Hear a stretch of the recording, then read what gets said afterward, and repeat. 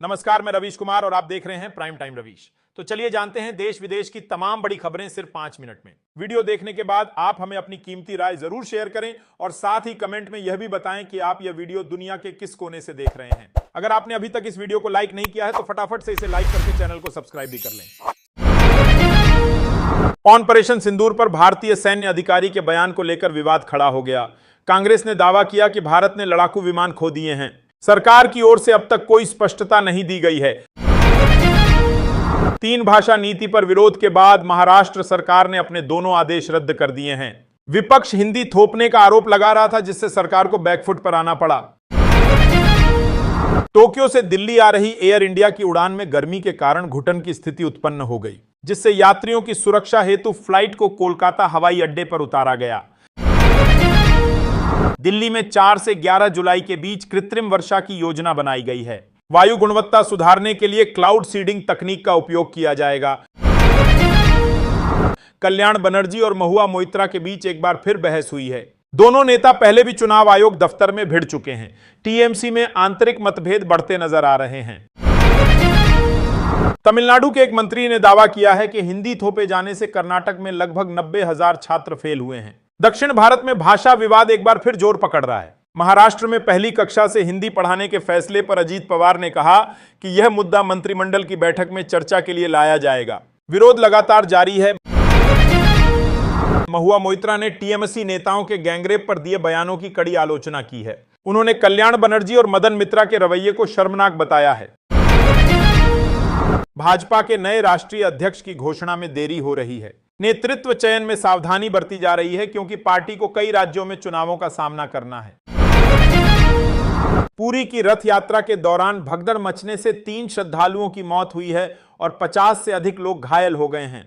प्रशासन ने जांच के आदेश दिए हैं और सुरक्षा व्यवस्था बढ़ाई गई है।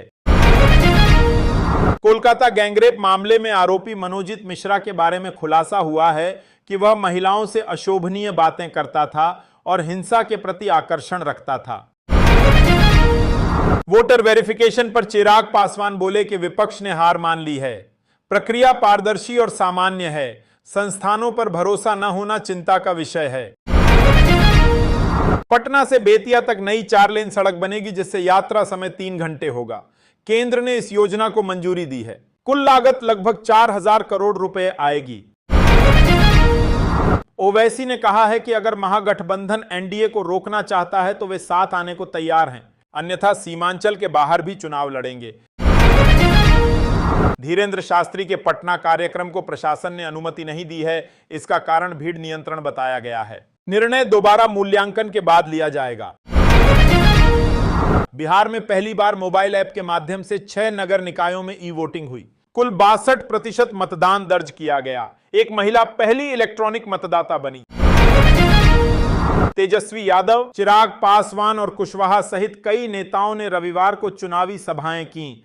वक्फ संपत्ति और ऐतिहासिक विषयों पर भी जनता से संवाद किया गया। पंजाब सरकार ने ड्यूटी में लापरवाही के चलते जेल विभाग के 26 कर्मचारियों को निलंबित कर दिया है। सरकार ने सुशासन और जवाबदेही सुनिश्चित करने की बात दोहराई है। रूस ने यूक्रेन का F-16 विमान गिराया, जिसमें पायलट की मृत्यु हो गई। हमलों में यूक्रेन के कई शहरों में नुकसान हुआ और 6 लोग घायल बताए गए हैं। पाकिस्तान के सेना अध्यक्ष असीम मुनीर ने कश्मीर को देश की नस बताया और भारत पर तनाव फैलाने का आरोप लगाया। भारत की ओर से इस बयान को नकारा गया है। ईरान में सैन्य अधिकारियों की अंतिम विदाई में लाखों लोग जुटे। अमेरिका और इजराइल के खिलाफ नारेबाजी की गई और खामेनेई के समर्थन में रैली निकाली गई।